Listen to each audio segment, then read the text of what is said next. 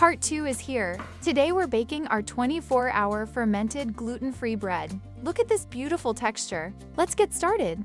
Let's start with our natural binder. Add 1 tablespoon of ground chia seeds to a bowl and pour in 200 milliliters of warm water.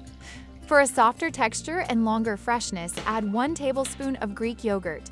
Mix everything well. Now comes the most important step. Let it rest for 20 minutes. During this time, the chia seeds and yogurt will create the perfect natural binder, giving our bread its beautiful structure.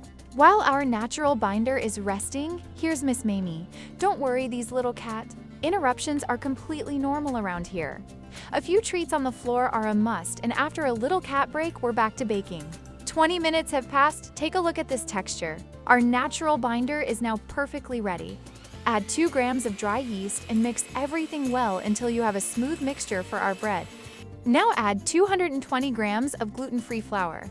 First, gently mix it in with a spatula to keep the flour from flying all over the kitchen.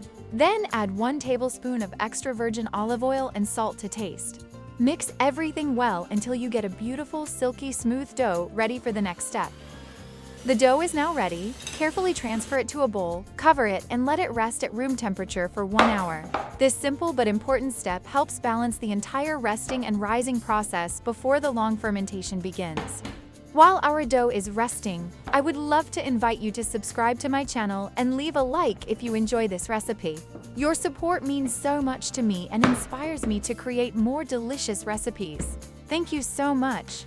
Our dough has now rested and risen beautifully. It's time to gently remove the trapped air. I do this with a wet hand by softly pressing the dough down.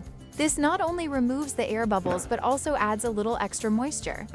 Now I simply seal the container tightly and place it in the refrigerator where the dough will slowly ferment for the next 24 hours. 24 hours have passed and our dough has matured perfectly in the fridge. Now, I'll wet my hands thoroughly to prevent sticking and gently lift the dough out of the bowl. Look how pliable it is. Using only my wet hands, I'll carefully shape it into its final form, making sure to handle it with care to preserve that wonderful structure we've patiently built.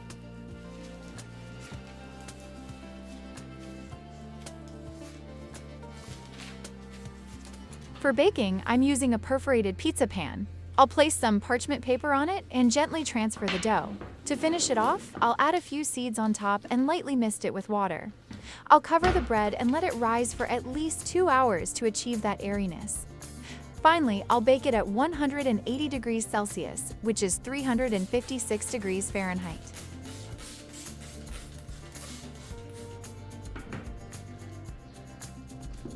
Look at this beauty! Our gluten-free bread is baked to perfection. And just look at that golden brown crust covering the entire loaf. Pause for crust sound. You can actually hear that crunch we were aiming for. Now for the moment of truth. Let's cut it in half. Look at the crumb, how even and airy it turned out. As I cut it into slices, you can see how incredibly soft every single slice is. Even when I press it down firmly, it springs right back to its original shape. That's the sign of a premium gluten-free bread. Look at this half again, how elastic and full it is. This bread doesn't just look amazing. It tastes incredible too. Making this bread requires patience, but the result is worth every single minute of waiting.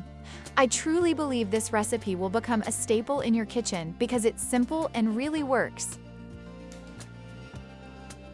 Our sliced bread looks absolutely fantastic here on the wooden board. Thank you for joining me in this second part. Don't miss the upcoming third part, where I'll share even more tips and the final serving suggestions. Until then, enjoy your baking and have a wonderful time.